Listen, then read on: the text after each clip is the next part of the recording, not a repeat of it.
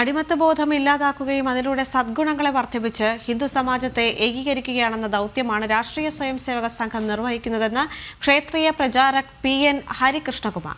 ദേശീയതയിൽ അഭിമാനബോധം ഉളവാക്കുന്ന പദ്ധതികളാണ് സംഘം വളർത്തിക്കൊണ്ടുവരുന്നത്. സംഘത്തിന് ആരോടും വിരോധമില്ല എന്നും അദ്ദേഹം പറഞ്ഞു. പാലക്കാട് കല്ലേക്കാട് വ്യാസ വിദ്യാപീഠത്തിൽ RSS ക്ഷേത്രീയ കാര്യകർത്ത വികാസ് വർഗ് പ്രഥമ ശിബിര ഉദ്ഘാടന ചടങ്ങിൽ മുഖ്യപ്രഭാഷണം നടത്തുകയായിരുന്നു അദ്ദേഹം.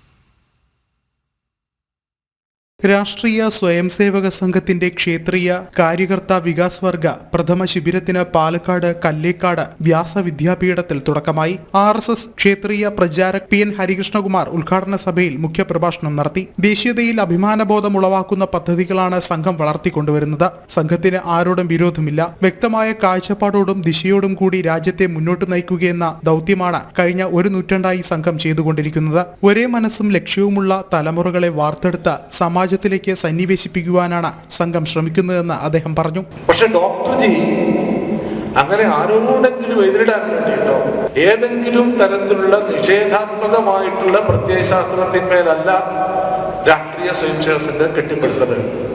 ഈ ഭാരതത്തിന്റെ തനതായിട്ടുള്ള ഹിന്ദുത്വം എന്ന സർവാശ്ലേഷിയായ സംസ്കാരത്തെ മുൻനിർത്തിക്കൊണ്ട് എല്ലാവരെയും ഉൾക്കൊള്ളാൻ അത് പറയും. സർവേഷാം അവിരോധന, ആരോടും വിരോധമില്ലാതെ 100% ഭാവാത്മകമായി ദേശീയതയെ ഉയർത്തിപ്പിടിക്കുന്ന ഒരു തലമുറയെ വാർത്തെടുക്കുവാൻ വേണ്ടിയിട്ടുള്ള ഏറ്റവും ലളിതമായിട്ടുള്ള പദ്ധതി അദ്ദേഹം ആരംഭിച്ചു.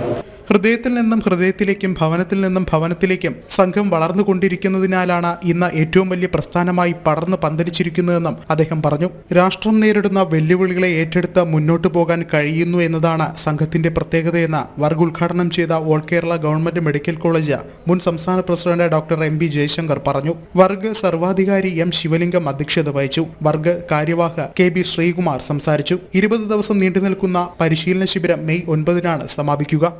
ജനം, പാലക്കാട്.